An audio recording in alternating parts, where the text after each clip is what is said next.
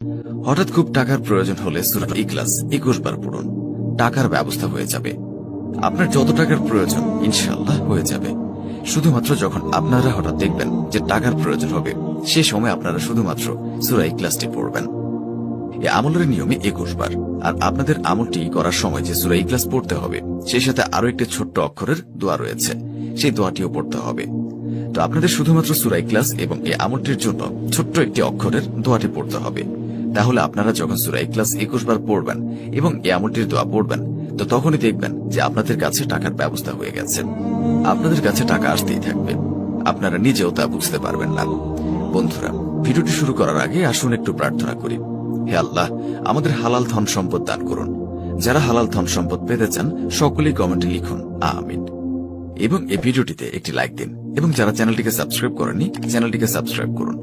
এই ভিডিওর like target 10,000, তাই সকলেই ভিডিওটিকে লাইক দিয়ে দিন।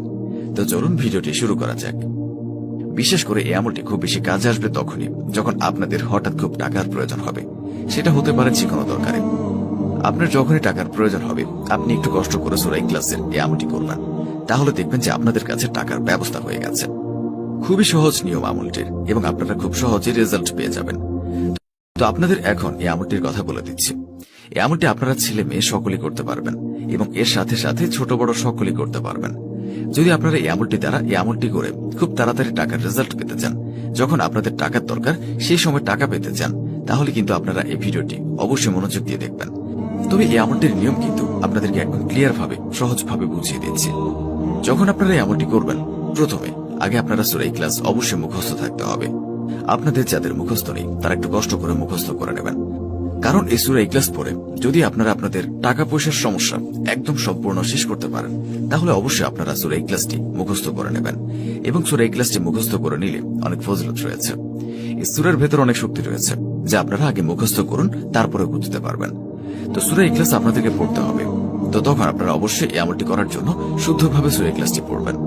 আর আপনাদের যে দোয়াটি 21 বার পড়তে হবে, সেই দোয়াটি মাত্র আপনাদেরকে 3 বার উচ্চারণ করে শোনাচ্ছি। তাহলে আশা করি আপনারা বুঝতে পারবেন দোয়াটি হলো সুবহানাল্লাহ। আমি দোয়াটি আবারও বলছি, দোয়াটি হচ্ছে সুবহানাল্লাহ। এক শব্দের একটি দোয়া, সুবহানাল্লাহ। এই দোয়াটি আপনারা আশা করি সকলে জেনে গেছেন এবং বুঝে গেছেন। এই দোয়াটি আপনারা শুধুমাত্র সূরা ইখলাসের সাথে পড়তে হবে। তো কতবার পড়তে হবে সেগুলো বলে দিচ্ছি। তার আগে নিজে পবিত্র আল কোরআন শরীফের সূরা ইখলাস রয়েছে, সেই সূরাটি আপনাদেরকে শুধুমাত্র 21 বার পড়তে হবে। এবং সেই 21 বার পড়ার পর যখন আপনাদের কাছে টাকা আসবে, তো সেই সময় আপনারা যখন এই আমলটি করবেন, তখন কিন্তু কোনোভাবে সূরা ইখলাস ভুল করে পড়া যাবে না। তো সূরা ইখলাস এখন আমি আপনাদেরকে মাত্র